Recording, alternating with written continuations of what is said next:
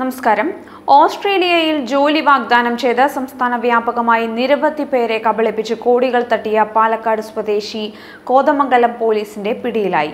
പാലക്കാട് മലമ്പുഴ സ്വദേശി രാജ്നിവാസിൽ രാജേഷ് രാജനാണ് അറസ്റ്റിലായത്.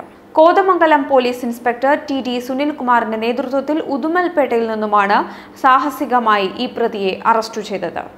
വാഹനത്തിൽ സഞ്ചരിക്കുകയായിരുന്ന രാജേഷ് ട്രാഫിക് ബ്ലോക്കിൽപ്പെട്ട സമയത്ത് കീഴ്പ്പെടുത്താൻ ശ്രമിക്കുന്നതിനിടെ ഇറങ്ങി ഓടാൻ ശ്രമിക്കുകയും തുടർന്ന് ബലപ്രയോഗത്തിലൂടെ പോലീസ് പ്രതിയെ കീഴടക്കുകയായിരുന്നുവെന്നും പോലീസ് മറുനാടനോട് പ്രതികരിച്ചു.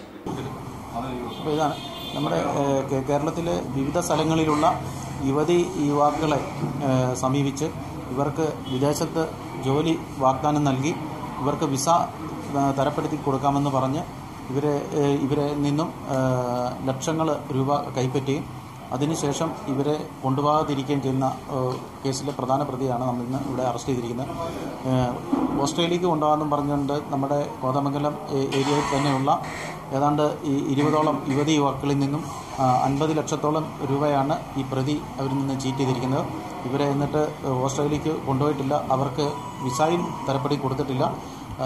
ആ കേസിലെ പ്രതി പാലക്കാടുകാരനായ രാജേഷ് എന്നയാളാണ്. ഇയാളെ ഇന്നലെ വൈകിട്ട് തമിഴ്നാട് വെച്ച് നമ്മൾ അറസ്റ്റ് ചെയ്തിട്ടുണ്ട്. ഇന്ന് കോടതിയിൽ ഹാജരാക്കുന്നുണ്ട്. ഇയാളെ നമ്മൾ പിടിച്ചത് ഇന്നലെ ഉദുമൽപേട്ട, തമിഴ്നാട് ഉദുമൽപേട്ട വെച്ചാണ്.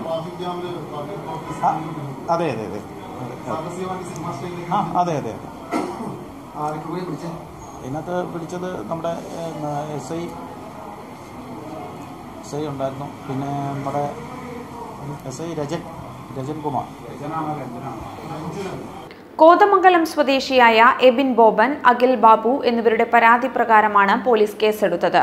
ഓസ്ട്രേലിയയ്ക്ക് കൊണ്ടുപോകാം എന്ന് പറഞ്ഞ് എബിൻ ബോബന്റെയും മറ്റു 32 പേരുടെയും പക്കൽ നിന്ന് 50 ലക്ഷം രൂപയാണ് പ്രതി രാജേഷ് തട്ടിയെടുത്തിരിക്കുന്നത്. ഇവരിൽ ചിലരെ ഓസ്ട്രേലിയയിലേക്ക് എന്ന് പറഞ്ഞ് കംബോഡിയയിൽ എത്തിക്കുകയും ഇടനിലക്കാരനായ തമിഴ്നാട് സ്വദേശിയാണ് ഇനിയുള്ള യാത്ര നിങ്ങൾക്ക് തരപ്പെടുത്തേണ്ടതെന്നും പറഞ്ഞ് തട്ടിപ്പ് നടത്തി പ്രതി തന്ത്രപൂർവ്വം ഇവരെ ഒഴിവാക്കുകയായിരുന്നുവെന്നുമാണ് റിപ്പോർട്ടുകൾ. 5 ലക്ഷത്തിൽ പരം രൂപയാണ് പ്രതി സമാനമായ രീതിയിൽ അഖിൽ ബാബുവിന്റെ കയ്യിൽ നിന്നും തട്ടിയെടുത്തിരിക്കുന്നത്.